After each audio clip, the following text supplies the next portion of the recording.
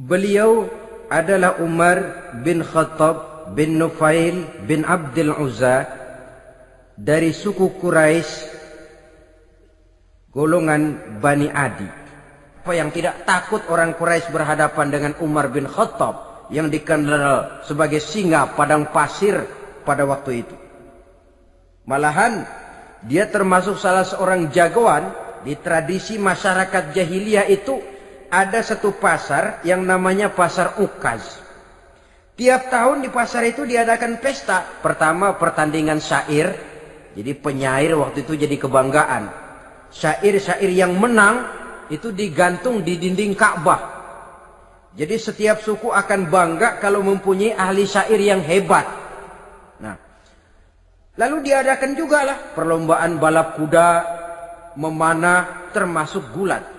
Lah Umar ini tiap kali pertarungan mesti menang. Belum pernah ada yang berhasil mengalahkan dia. Jawara.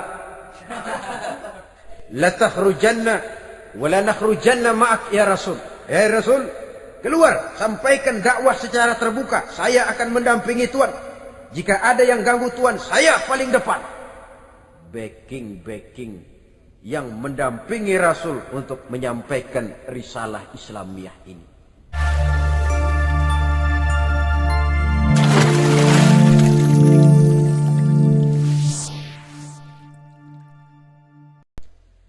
Di dalam kehidupan ini kita senantiasa mengambil iktibar, contoh dan teladan dari orang-orang sebelum kita. Itu sebabnya kepada baginda Nabi kita Muhammad sallallahu alaihi wasallam Allah Subhanahu wa taala menjelaskan cerita para nabi sebelum beliau dalam ayat "Tsumma naqussu 'alaika min anba'ir rusuli ma nusabbitu bihi fu'adak." Demikianlah kami ceritakan kepadamu wahai Muhammad sebagian dari kisah para rasul-rasul sebelum kamu yang dengan itu akan memperkuat hatimu, meneguhkan keyakinanmu dan memantapkan pendirianmu.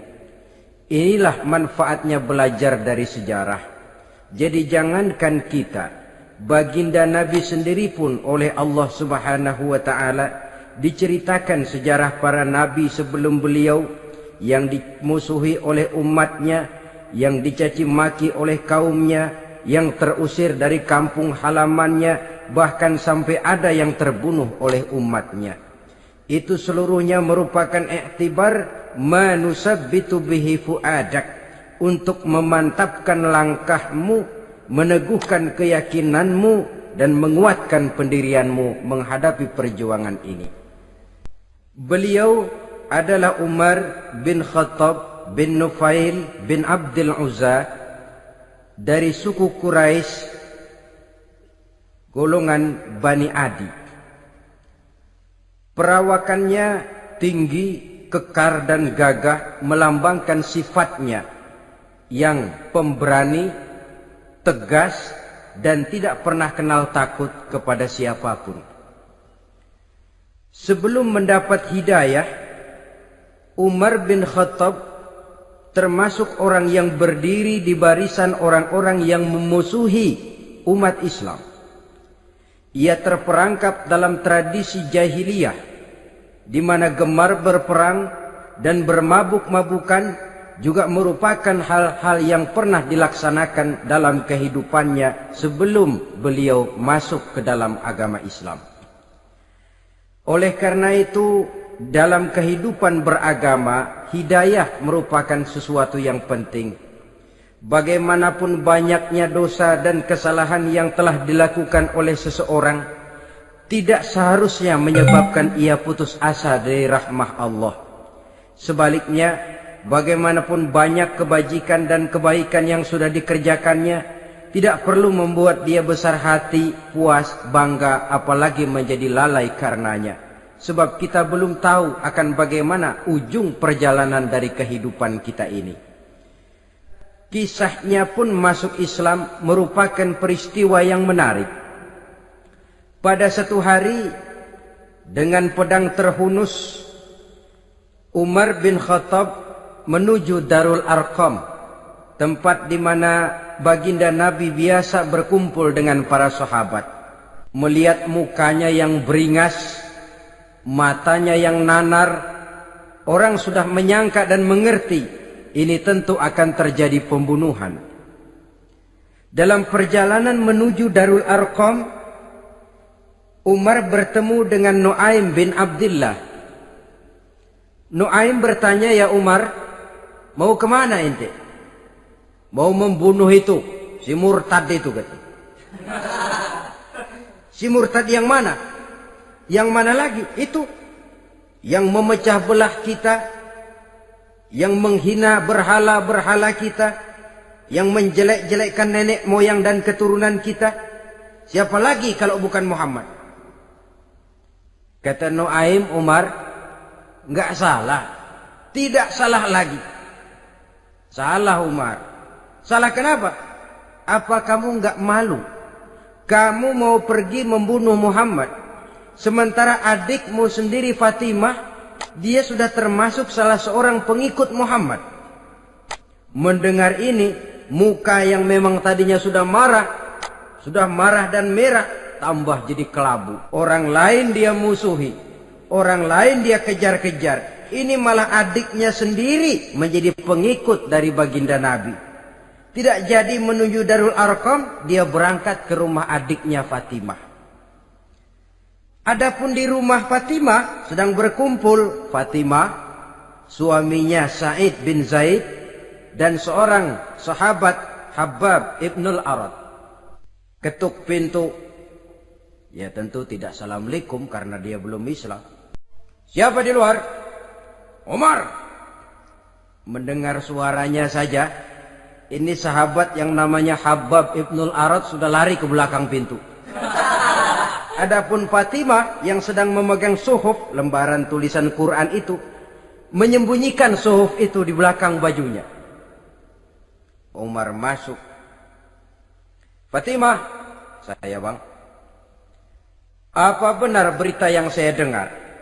"Berita apa itu bang?" "Bahwa kau sudah masuk Islam." "Bang, andai kata Muhammad memang benar, bagaimana?" "Sudahlah, jangan belit-belit. Jawab saja, kau masuk Islam benar atau tidak?" "Ya." Begitu dikatakan iya, tangannya langsung melayang, menampar muka adiknya ini, sehingga mengalir darah dari hidungnya. Suaminya Sa'id bin Zaid yang mencoba melindungi istrinya, dipegang lehernya, dibanting, diduduki dadanya. Oh, ini jawara ini. Namun pada saat sedemikian, suara kebenaran terpantul dari mulut Fatimah, adik dari Umar bin Khattab ini. "Umar, apakah engkau memukul orang yang bersaksi bahwa tidak ada Tuhan melainkan Allah dan Muhammad Rasulullah? Apakah engkau menganiaya seseorang yang terpanggil untuk mengikuti kebenaran? Manusia macam apa engkau, Umar?" Saudara, memang dia orang keras, tapi hatinya mudah menerima kebenaran. Sehingga mendengar kalimat adiknya ini tercenung dia sejenak, melongo, bengong kata anak sekarang. Ini kalau tidak karena keyakinan yang mantap, tidak mungkin orang ini, anak adik saya ini bicara macam begini. "Umar, mengapa engkau memukul orang yang bersaksi bahwa tidak ada Tuhan melainkan Allah dan Muhammad Rasulullah? Mengapa engkau pukul orang yang mengikuti kebenaran, menerima hidayah dari Allah?" Begitu yakin dan mantapnya, walaupun di tengah satu hal yang sangat menakutkan. Siapa yang tidak takut orang Quraisy berhadapan dengan Umar bin Khattab yang dikenal sebagai singa padang pasir pada waktu itu? Malahan dia termasuk salah seorang jagoan di tradisi masyarakat jahiliyah itu. Ada satu pasar yang namanya pasar Ukaz. Tiap tahun di pasar itu diadakan pesta. Pertama pertandingan syair. Jadi penyair waktu itu jadi kebanggaan. Syair-syair yang menang itu digantung di dinding Ka'bah. Jadi setiap suku akan bangga kalau mempunyai ahli syair yang hebat. Nah, Lalu diadakan juga lah perlombaan balap kuda, memanah, termasuk gulat. Lah Umar ini tiap kali pertarungan mesti menang. Belum pernah ada yang berhasil mengalahkan dia. Jawara. Saudara-saudara, mendengar adiknya begitu mantap hatinya, apalagi ketika adiknya berkata begitu, suhuf, lembaran yang disembunyikan di belakang bajunya tersembul. Apa yang kau sembunyikan di balik bajumu itu? Suhuf. Apa suhuf itu? Lembaran Al-Quran. Coba saya lihat. Enggak boleh. Kenapa? Kamu kotor. Orang kotor tidak boleh megang Quran. Saya mau lihat. Enggak boleh. Kalau kamu mau lihat, mandi dulu. Diturutinya permintaan adiknya itu. Lalu diambilnya suhuf tadi. Dia baca. Kebetulan ayat yang dibacanya ayat pertama dari surah Toha yang berlanjut dengan ayat 14 pada surah yang sama. Dia baca, Bismillahirrahmanirrahim. Toha ma anzalna ilaikal Qur'ana litashqa illa tazkiratan liman yakhsha. Toha, tidaklah aku turunkan Al-Quran ini untuk bikin sukar manusia, melainkan merupakan pengingat bagi orang-orang yang takut kepada Allah. Lalu pada ayat ke-14, Innani anallahu la ilaha illa ana fa'budni. Sesungguhnya akulah Allah, tidak ada Tuhan melainkan aku, maka hendaknya hanya kepadakulah kamu menyembah. Wa aqimis sholata li dzikri, dirikanlah salat untuk mengingat aku. Inna sa'ata atiyatun akadu ukhfiha litujza kullu nafsin ma tas'a. Sesungguhnya kiamat itu pasti akan datang, yang sengaja waktunya kami tidak beritahukan kepada kamu semua, untuk kami balas setiap orang tentang apa saja yang telah mereka lakukan dalam kehidupan di dunia ini. Setelah membaca ayat ini, gemetar tangannya. Ah, ini sih nggak main-main ini. Ini belum pernah saya baca ajaran semacam ini. Tidak patut orang yang mempunyai kitab suci semacam ini dimusuhi. Ini sesuatu yang benar, tergetar jiwanya. Hei, Fatimah, Muhammad di mana Muhammad? Saya tidak akan memberitahu kepada kamu. Di mana? Saya tidak akan memberitahu. Lebih baik kau bunuh saya kalau memang maksudmu mau mencelakakan Muhammad. Sama sekali saya tidak akan mencelakakan dia, Fatimah. Kasih tahu saja, di mana dia? Darul Arqam. Bergegas dia menuju Darul Arqam. Di dalam Nabi memang sedang kumpul dengan para sahabat. Termasuk ada Sayyidina Hamzah yang juga terkenal jawara juga. Ketuk pintu. Ketuk pintu. Siapa di luar? Umar. Di dalam ini geger sebagian sahabat. Umar datang ini pasti bencana. Umar datang, wah, kalau istilah kampung, tapi baginda Nabi menenangkan mereka. Tenang. Mudah-mudahan ada hikmahnya. Sayyidina Hamzah tampil. Bukakan dia pintu. Kalau niatnya baik, kita terima. Kalau niatnya tidak baik, saya paling depan. Dibukakan pintu. Begitu dibukakan pintu, Umar masuk merangkul baginda Nabi. Kemudian dengan tersendat, Ashhadu an la ilaha illallah wa ashhadu annaka ya Muhammad Rasulullah. Saya bersaksi tidak ada Tuhan melainkan Allah, dan saya bersaksi bahwa engkau hai Muhammad adalah utusan Allah. Sahabat takbir semua, Allahu Akbar, Allahu Akbar.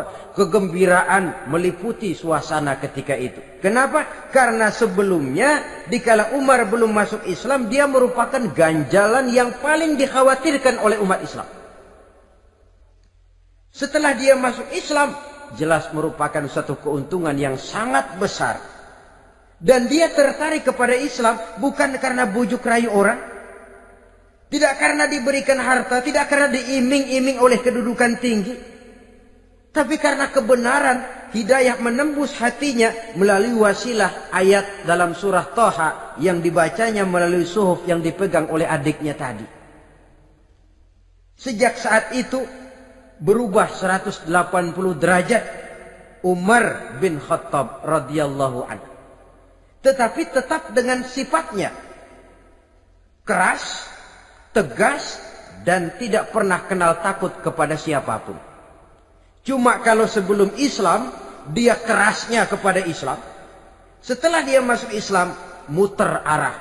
Kepada siapapun yang memusuhi Islam, dia bersikap keras, tegas, dan tidak pernah kenal takut.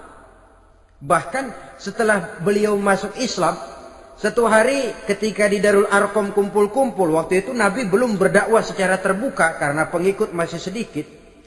Sayyidina Umar usul, "Ya Rasul, ada apa Umar? Alasna 'alal haq fi mamatina wa mahyana."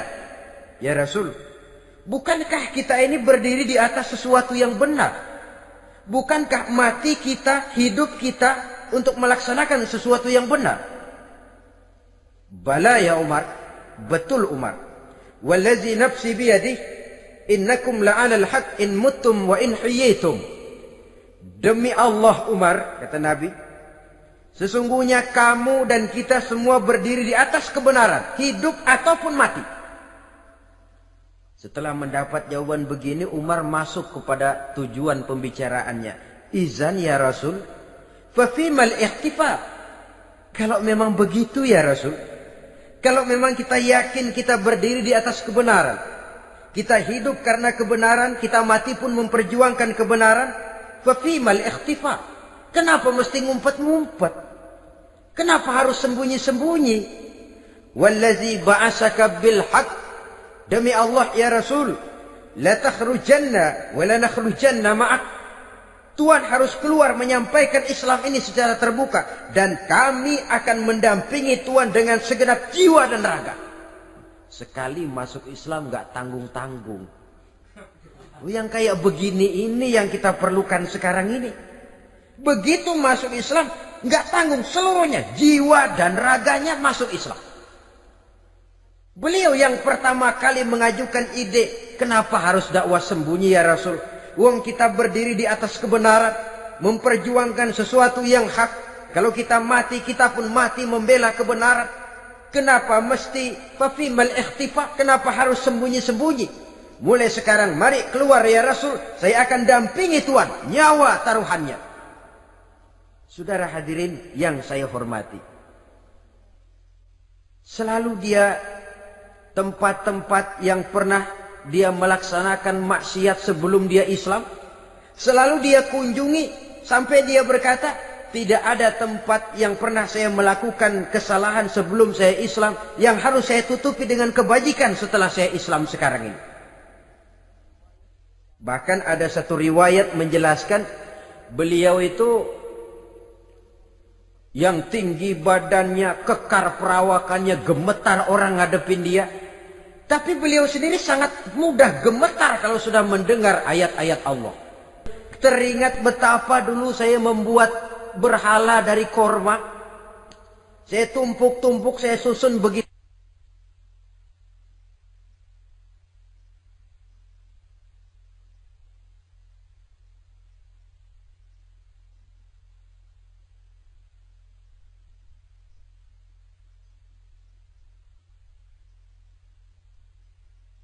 Itu rupa.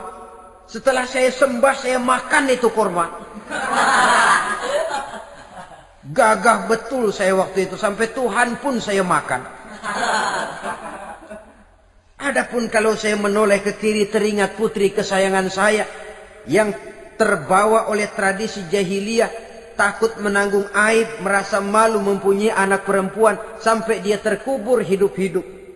Berurai air mata saya mengingat semua itu.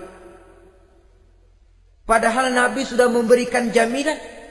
Sebab saudara jangan lupa, orang kafir masuk Islam, dalam Islam itu dihitung dari bayi lagi, dari nol. Itulah untungnya. Jadi misalnya sudah 60 tahun, dari kecil sampai 60 tahun kafir, umur 61 masuk Islam, Nah, sejak umur 61 itulah yang dihisab oleh Allah. 60 tahun ke bawah gratis bersih pemutihan. Istimewa betul. Tapi jangan lalu diniatin, gua kafir aja ah. Nanti sudah tua-tua mau giliran mati baru Islam. Nah, itu diniatin lain. Ini yang karena faktor hidayah, saudara-saudara. Nah, cintanya kepada baginda Nabi luar biasa. Dalam setiap pertempuran beliau selalu di front terdepan. Bahkan demikian cintanya sampai ketika hari di mana baginda Nabi wafat, saudara-saudara. Disampaikan berita wafat Nabi kepada Umar ini. Ya Umar, baginda Nabi sudah wafat. Kamu ngomong apa? Baginda Nabi sudah wafat. Bukan sedih, nyabut pedang, keluar matanya melotot. Siapa yang bilang Muhammad mati, saya tabas batang lehernya. Begitu cintanya beliau kepada baginda Nabi, sampai-sampai nggak menerima kalau Nabi wafat. Taruhlah nggak bisa mati bersamaan, bolehlah mati beriring-iring saja barangkali maksudnya. Saudara-saudara, cabut pedang, kelayaban kemana-mana. Ayo, siapa ngomong Muhammad mati, saya tabas batang lehernya. Sampai bertemu dengan Sayyidina Umar, Sayyidina Abu Bakar. Di tempat orang banyak, Sayyidina Abu Bakar yang bijaksana ini pidato. Ayuhan nas, man kana ya'budu Muhammadan, fa inna Muhammadan qad mata. Wa man kana ya'budu Allah, fa inna Allah hayyun la yamut. Wahai manusia, barang siapa yang menyembah Muhammad, maka Muhammad sudah mati. Tetapi barang siapa yang menyembah Allah, Allah akan hidup selamanya dan tidak akan pernah mati. Mendengar pidato ini, Sayyidina Umar sadar bahwa sebenarnya yang tidak bisa mati itu cuma Allah. Bagaimanapun agungnya baginda Nabi, besarnya baginda Nabi, tinggi akhlak budi pekertinya Nabi, cintanya beliau kepada Nabi, toh Nabi manusia dan manusia harus mati. Kemudian dibacakan surah Ali Imran ayat 144. Wa ma Muhammadun illa rasul qad khalat min qablihi rusul afa immata aw qutilan qalabtum ala aqabikum. Muhammad tidak lain daripada manusia, telah datang kepadanya rasul. Apakah jika ia mati engkau kembali menjadi murtad atau mundur ke belakang? Mendengar ayat ini dibacakan, Sayyidina Umar sadar, berurai air matanya, menangis dalam kesedihannya. Ini cintanya yang demikian tinggi kepada baginda Rasulullah sallallahu alaihi wasallam. Begitulah seluruh kesalahan yang dia lakukan pada saat sebelum dia masuk Islam, berusaha dia tutupi dan dia tebus dengan segala kebaikan, pengabdian, perbuatan soleh setelah dia masuk Islam. Sehingga diajarkan oleh baginda Nabi, ittaqillaha haitsu ma kunta wa atbi'i sayyi'atal hasanata tamhuha wa khaliqin nasa bi khuluqin hasanin. Bertakwalah kamu kepada Allah, kata Nabi, dimanapun saja kamu berada. Jadi takwa tidak kenal tempat. Dimanapun saja kamu berada, bertakwalah kepada Allah. Di rumah takwa, di pasar takwa, di kantor takwa, di tengah orang banyak takwa, pada waktu sendirian takwa. Ittaqillaha haitsu ma kunta. Bertakwalah kau kepada Allah dimanapun saja kamu berada. Jangan takwa pakai tempat. Di masjid takwa, di kantor nyolong. Itu tidak haitsu ma kunta.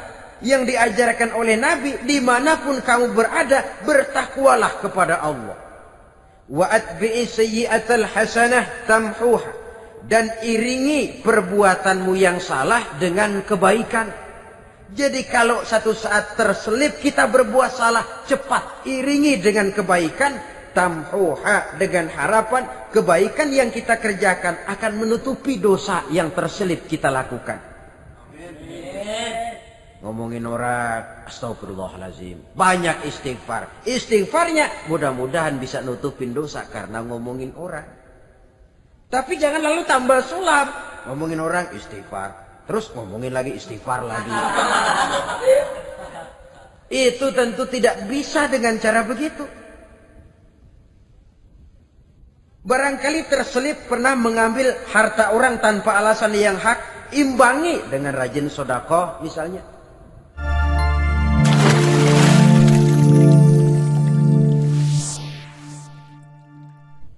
Barangkali pernah menyakiti hati orang, imbangi dengan perbuatan yang bisa menyenangkan hati orang lain.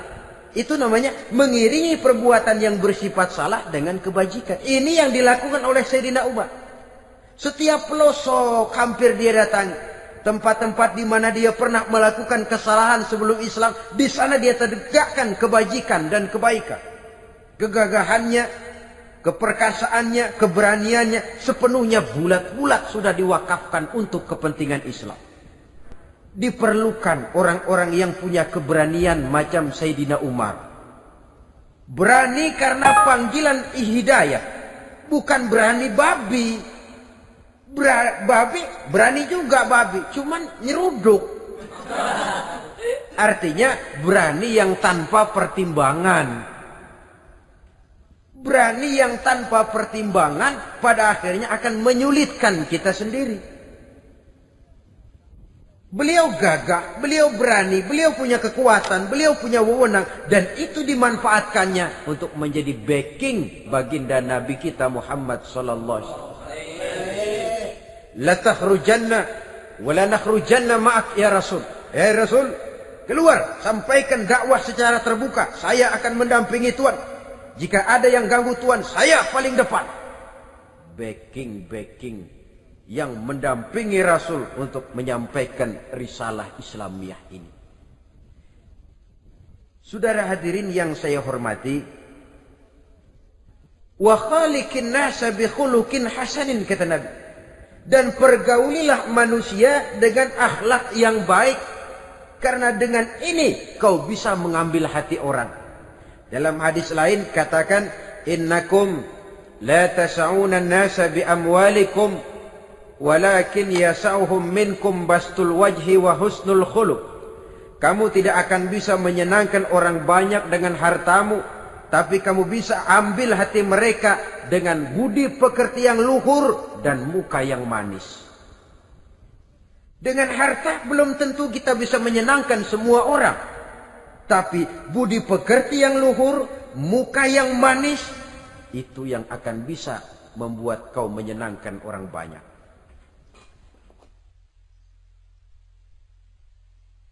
Setelah baginda Rasul wafat, pernah ketika berkumpul, Sayyidina Abu Bakar berkata kepada Sayyidina Umar, "Ya Umar, saya baiat kamu untuk menjadi khalifah." Jawab beliau, "Sayalah yang akan membaiat Tuan. Tapi Anda lebih utama dari saya Umar. Keutamaan saya akan saya berikan kepada Tuan untuk mendukung kekhalifahan Tuan." Di sini kelihatan wataknya yang tidak ambisius. Gagah, berani, perkasa, tapi tahu diri. Enggak nyelonong. Tidak menggunakan kekuasaannya, kegagahannya untuk maksud yang sewenang-wenang. Oleh karena itu setelah Sayyidina Abu Bakar wafat, beliau dilantik menjadi khalifah, keluarlah pidatonya yang terkenal. Ayuhan nas, inni qad wullitu alaikum walastu bi khairikum. Hai manusia, aku telah dipilih menjadi pemimpin kamu, padahal aku bukanlah orang yang terbaik di antara kamu. Kalau tidaklah karena aku melihat keutamaan, keteguhan yang dapat melindungi kalian, berat rasanya aku memikul amanah ini. Sebab apa? Alangkah beratnya menunggu datangnya perhitungan di akhirat nanti terhadap Umar. Ini yang jadi motifnya memegang jabatan khalifah. Sungguh berat bagi Umar menunggu datangnya saat perhitungan. Sehingga seolah-olah kalau bisalah jadi Umar bin Khattab saja, jangan jadi khalifah kalau bisa. Tapi moya umat sudah kadang memilih. Sehingga benar kalau dalam satu hadis Nabi pernah mengajarkan jangan memberikan satu jabatan kepada orang yang memintanya. Sebab orang kalau sudah minta jabatan, apalagi pakai jilat-jilat, pakai upeti-upeti, tentu ada tendensinya. Ada batu di balik udang. Kalau udang di balik batu kan mungkin nggak kelihatan, tapi kalau batu di balik udang kelihatan betul itu. Ada maunya, ambisinya. Jangan memberikan satu jabatan kepada orang yang memintanya. Seakan di batinnya Sayyidina Umar menyesali. Kenapa Umar nggak jadi Umar saja, kok mau jadi khalifah gitu. Alangkah berat perhitungan buat saya di akhirat nanti. Nah, setelah jadi khalifah, sebagai satu i'tibar, saya akan mencoba mengemukakan beberapa sifatnya yang menonjol untuk pelajaran buat kita semua. Pertama, sikapnya terhadap keluarganya setelah beliau menjadi khalifah. Kedudukan sebagai keluarga Umar bin Khattab bukan merupakan kedudukan istimewa. Itu ditanamkan betul kepada keluarganya.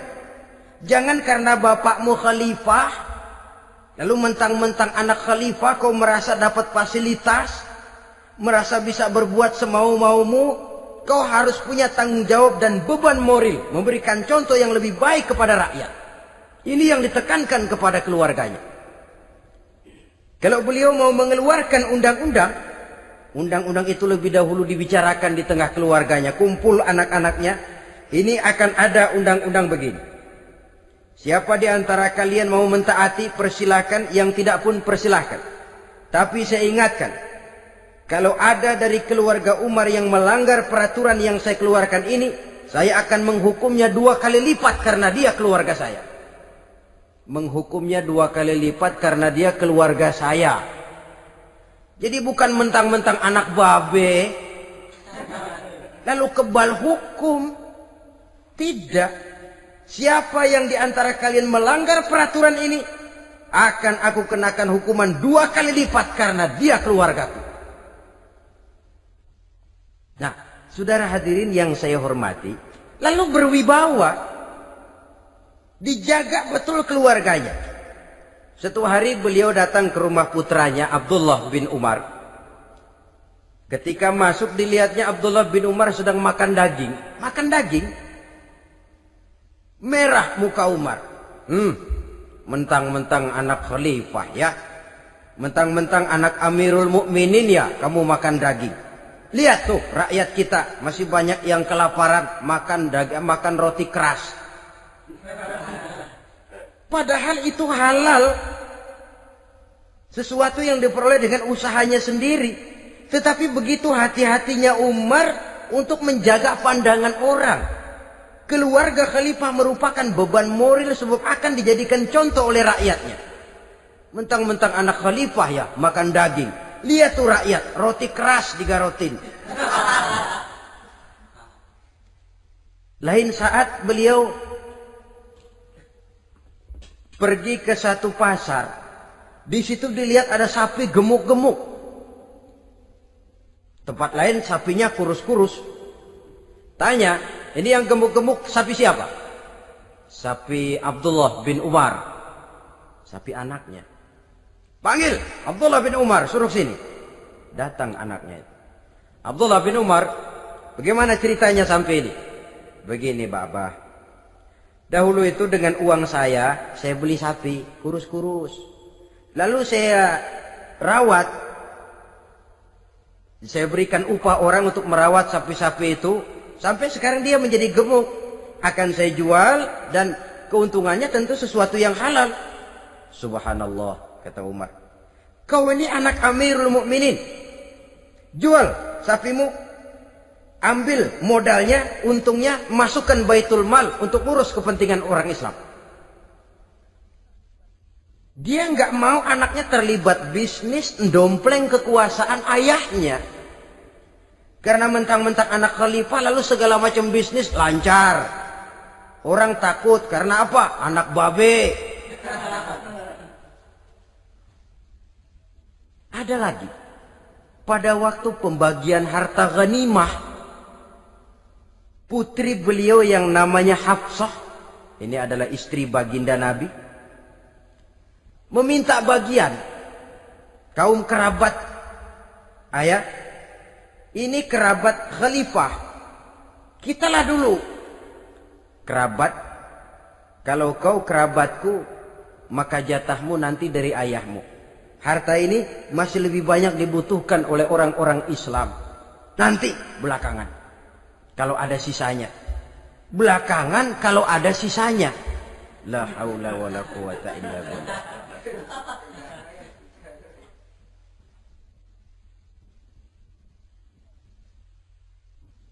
Saudara hadirin,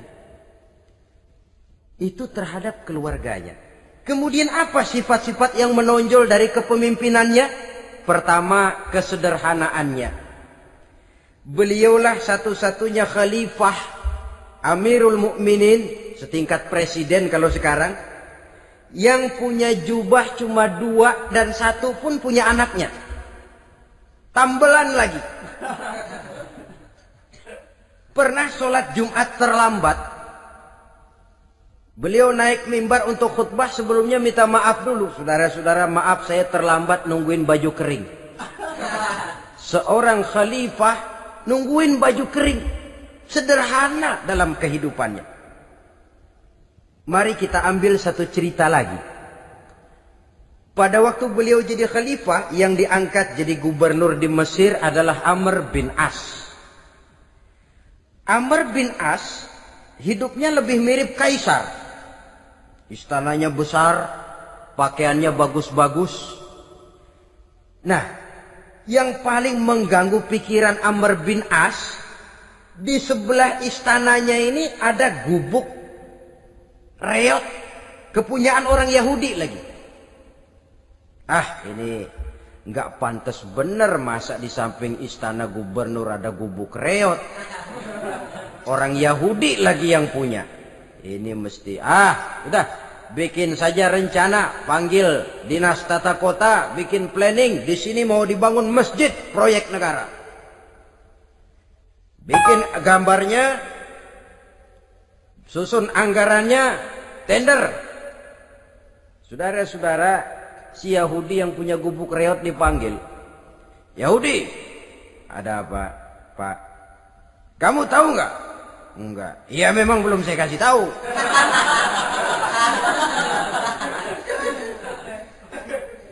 Ada apa, Pak? Itu kamu punya gubuk. Tahu? Kena proyek. Proyek apa, Pak? Kami mau bangun masjid besar di situ. Dan tidak sesuai ada gubuk reot di samping tempat gubernur.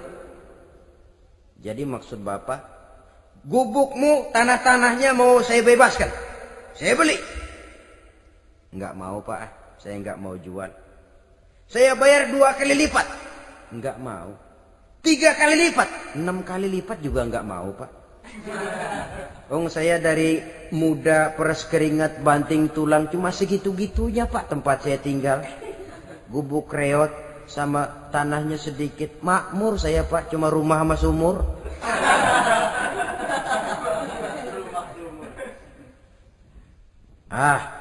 Ini Yahudi kelewatan juga. Akhirnya turun perintah, sudah, kalau dia nggak mau dibebaskan, gusur saja, tarik, ambil bulldozer. Digusur. Yahudi ini berurai air matanya. Aduh, begini jadi rakyat kecil, udah jatuh ketiban ember lagi. Tapi pikir-pikir Amr bin As kan bukan yang paling atas. Dia kan cuma pejabat, masih ada atasannya lagi. Lapor, lapor. Yahudi ini berangkat ke Madinah. Bayangkan dari Mesir ke Madinah. Jalan. Di sepanjang jalan dia berpikir. Pikir membanding-banding. Kalau gubernurnya saja istananya begitu mewah, apalagi khalifahnya. Kalau gubernurnya galak main gusur, apalagi khalifahnya. Dan saya bukan orang Islam, apa dia lemin ngadu? Apa dapat tanggapan? Berangkat dia sambil harap-harap cemas. Sampai di pintu kota Madinah, dia temui orang lagi tidur di bawah pohon korma. Selamat siang Pak. Ada apa? Anu Pak. Anu apa? Mau lapor. Lapor apa? Bapak tahu Khalifah Umar bin Khattab? Tahu? Istananya di mana Pak? Istananya di atas lumpur. Di atas lumpur. Di atas lumpur. Pengawalnya banyak Pak. Banyak. Siapa Pak? Yatim piatu, janda-janda tua, orang-orang miskin, orang-orang lemah. Itu pengawalnya. Pakaian kebesarannya apa sutra apa-apa Pak? Pakaian kebesarannya malu dan takwa. Saya nggak ngerti Pak. Itulah Umar bin Khattab. Lalu orangnya sekarang di mana Pak? Di depan ente. Rupanya yang dia tanya itulah orangnya. Gemeter Yahudi ini, keringat bercucuran. Coba, istananya di atas lumpur. Sebab beliau berprinsip, bagaimana saya bisa menghayati nasib rakyat kalau saya tidak merasakan apa yang mereka rasakan? Bagaimana saya nggak bisa tahu sakitnya lapar kalau saya belum pernah kelaparan? Itu prinsipnya. Istananya di atas lumpur. Para pengawalnya yatim piatu, janda-janda tua, orang-orang miskin, orang-orang lemah dan tidak mampu. Dan pakaian kebesarannya malu dan takwa. Kamu dari mana? Dari Mesir Pak. Ada apa? Mau laporan gubernur Bapak di Mesir yang namanya Amr bin As. Kenapa? Main gusur aja Pak. Ceritanya? Iya, dia mau bangun masjid. Kebetulan di areal itu saya punya tanah sama gubuk segitu-gitunya. Saya nggak mau dibeli. Digusur Pak. Saya mau mencari keadilan. Begini. Kamu lihat tempat sampah itu. Lihat. Di situ banyak tulang. Coba kamu ambil kemari satu. Tulang unta, bawa sini. Bingung Yahudi. Pak, saya kemari mau cari keadilan. Kalau tulang mah di Mesir juga banyak Pak. Sudahlah, pokoknya kau ambil saja tulang itu. Dicoker-coker dapat dikasih. Tulang itu digaris lurus oleh Sidina Umar dengan ujung pedang. Red. Nah, nih, kau bawa kepada Amr bin As. Makin bingung itu Yahudi. Suruh bawa tulang cuman digaris. Nanti saya ngomong apa Pak? Sudahlah, kasih saja. Pulang dia. Sampai di Mesir. Tuan Gubernur, ada apa? Saya baru menghadap khalifah. Kemudian beliau sampaikan ini. Dikasih tulang. Amr bin As ngelihat tulang ada goresan lurus dengan ujung pedang. Gemetar. Badannya keluar keringat dingin. Panggil kepala proyek. Hei, proyek batal. Masjid nggak jadi didiriin. Itu gubuk Yahudi diriin lagi. Ini Yahudi makin bengong. Ini gubernur dapat tulang doang segitu takutnya.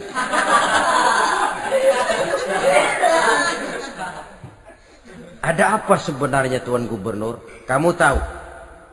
Ini nasihat pahit buat saya dari Amirul Mukminin Umar bin Khattab.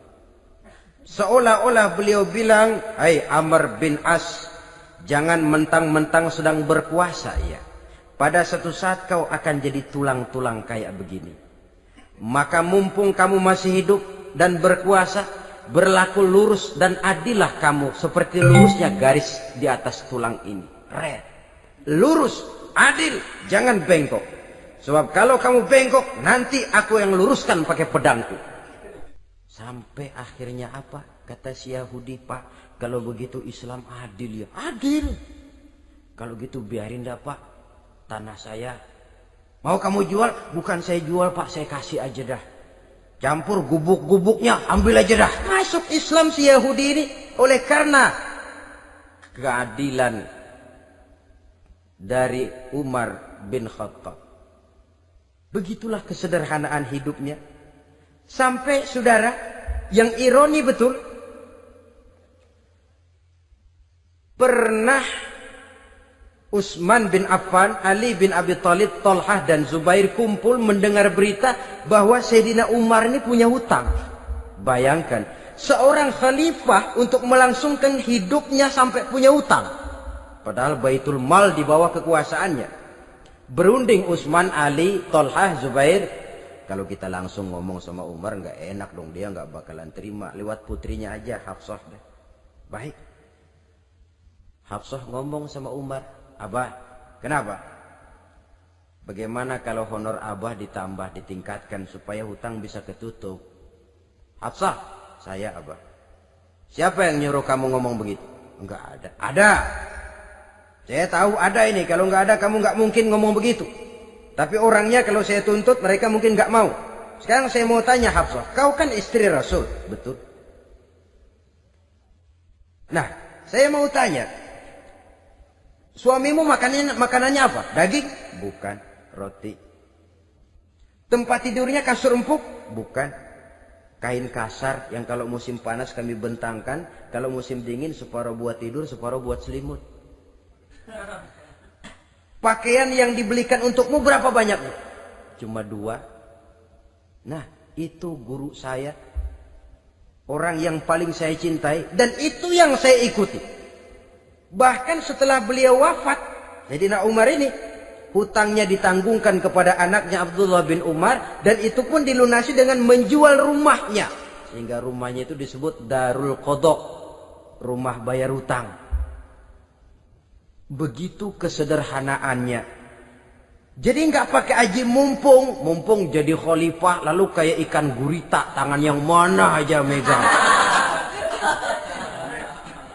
Itu kan mental monyet. Monyet itu kan begitu. Tangan megang kiri kanan, mulut ngawal, kaki megang, temennya dikasih masih ngerampas juga. Monyet rakus betul itu. Itu kesederhanaannya. Kenapa kesederhanaan ini timbul? Karena sikap zuhudnya. Zuhud itu tarkud dunia li ajlil akhirah. Orang yang mengambil dunia hanya yang diperlukan dengan lebih mengutamakan kehidupan akhirat. Watak zuhudnya yang sangat menonjol. Dialah pahlawan yang paling berani di medan perang. Dialah imam yang paling khusyuk di masjid. Dan tidak jarang kalau sholat sendiri, begitu membaca ayat yang menceritakan neraka, nangis berurai air matanya. Saudara hadirin ma'asyiral muslimin rahimakumullah. Jadi kesederhanaan dan kezuhudan ini bukan lewat teori disampaikan oleh Umar, bukan lewat penataran seluruh aparat, tidak, lewat contoh konkret. Inilah saya, contoh sederhana dan zuhud. Bagaimana saya akan bisa merasakan penderitaan ini kalau saya sendiri tidak pernah menderita? Bagaimana saya akan tahu sakitnya lapar kalau saya belum pernah kelaparan? Maka tanpa penataran, tanpa upgrading segala macam, berhasil karena prinsip keteladanan. Beliau jadi contoh utama. Dan sumber utamanya tentu tidak lain karena contoh dari baginda Nabi besar Muhammad sallallahu alaihi wasallam. 2, sederhana. Yang kedua, zuhud. Yang ketiga, sifat yang menonjol dari kekhalifahannya adalah adil. Kalau sudah bicara soal hukum, dia tidak pernah kenal kompromi. Adalah seorang pemuka Nasrani masuk Islam. Namanya Jabalah bin Aiham. Ketika dia bikin haji, kain ihramnya keinjak orang Arab yang hitam. Badui. Jengkel. Dia merasa bekas tokoh. Enak aja nih orang udah jelek nginjak lagi. Ditempeleng orang tadi. Orang ini lapor kepada Umar. Panggil Jabalah bin Aiham. Panggil. Kau ditampar? Betul Khalifah. Tampar dia. Tampar lagi. Dipukul orang itu. Di depan Sayyidina Umar. Jadi tidak karena kau ini bekas kepala suku, kau ini bekas orang terhormat, lalu ada kebijaksanaan yang tidak bijaksana. Kebijaksanaan yang akhirnya jadi tidak bijaksana. Dan itu memang sudah dimulai dengan memblokir keluarganya. Tidak satu keluarganya pun yang boleh mempunyai perasaan bahwa menjadi keluarga khalifah merupakan fasilitas dan keuntungan. Kau jangan makan di atas punggungku. Kau jangan menikmati fasilitas di atas keringatku. Dan tidak ada keinginan mewariskan jabatan khalifah kepada anak-anaknya. Pernah beliau musyawarah, saya bingung, kenapa khalifah? Gubernur Kufah ini sulit nyari orang. Diangkat yang lemah, rakyat ngeluh. Diangkat yang keras, rakyat juga ngeluh. Ada calon khalifah. Kalau ini mah nggak salah lagi nih buat gubernur Kufah. Siapa? Abdullah bin Umar. Anak beliau sendiri. Melotot matanya. Jangan macam-macam kau. Cukup satu orang Umar memegang jabatan ini. Kalau berhasil, kami keluarga Umar sudah merasakannya. Kalau gagal, cukup kegagalan seorang Umar. Tidak berusaha mengorbitkan anaknya. Wah, anak babe diangkat jadi ano. Tidak, malah diblokir. Cari yang lain. Tapi Abdullah bin Umar cukup syarat ya khalifah. Dia orang bertakwa dan soleh. Yang takwa dan soleh bukan cuma anak Umar. Anak orang lain juga banyak yang takwa dan soleh. Itu prinsipnya. Sehingga ketegasannya ini membuat orang jadi sungkan. Dan tidak seorang pun berani kirim-kirim upeti hadiah. Pernah itu ada pejabat dari Azerbaijan kirim makanan. Kue, mending apa? Kue. Gitu dicicipi enak. Enak juga ya kue ini. Enak khalifah. Ini di sana apa makan rakyat biasa? Bukan. Ini makanan orang-orang VIP. Nah, dibungkus lagi itu kue. Dibungkus. Ontamu mana? Di luar. Ambil, bawa pulang, serahkan lagi kepada gubernur di sana, kasih tahu salam dari Umar bin Khattab. Kenyangkan dulu rakyat dengan makanan seperti ini. Kita belakangan. Jadi kalau rakyat lapar, saya orang pertama yang akan merasakan kelaparan. Tapi kalau rakyat makmur, biarlah saya menjadi orang terakhir yang kenyang.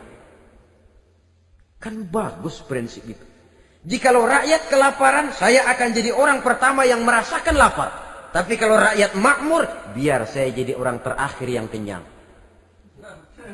Jangan dibalik.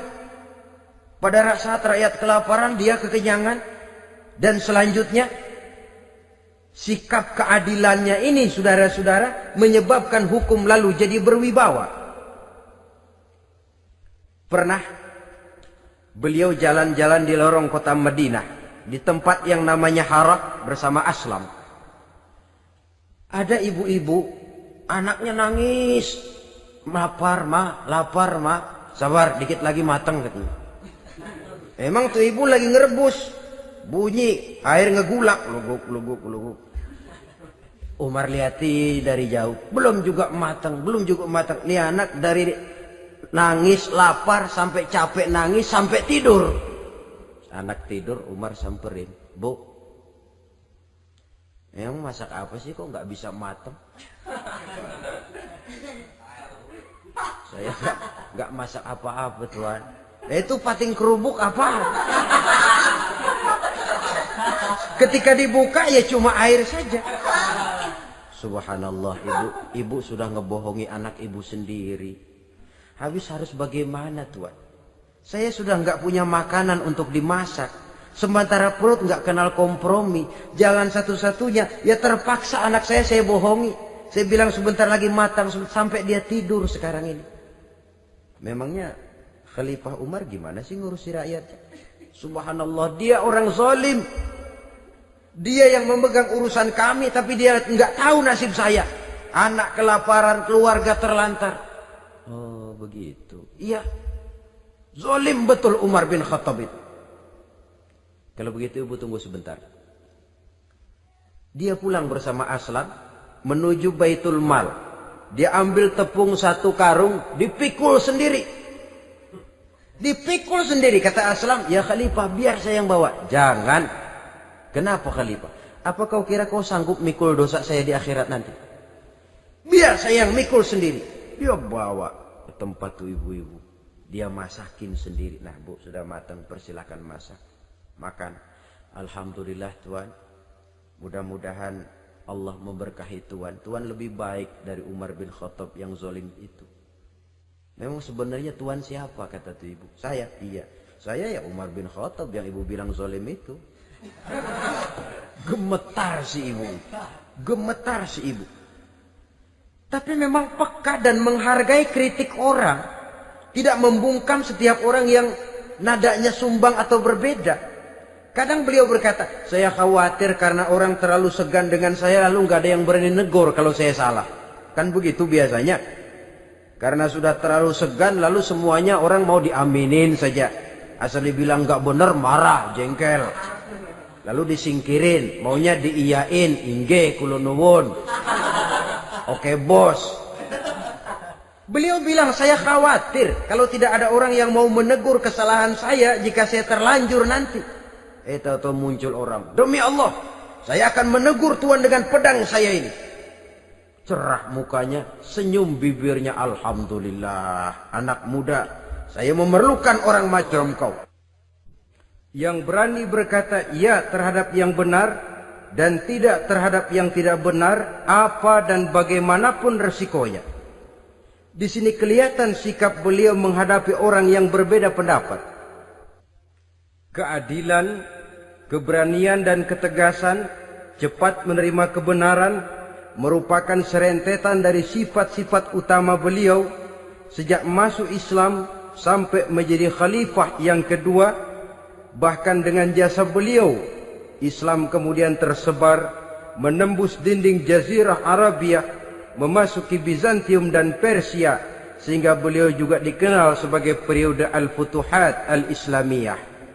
Nah, saudara-saudara, inilah cuplikan kecil dari kehidupan seorang agung dan besar yang memang sangat terbatas kata-kata untuk melukiskan kebesaran itu.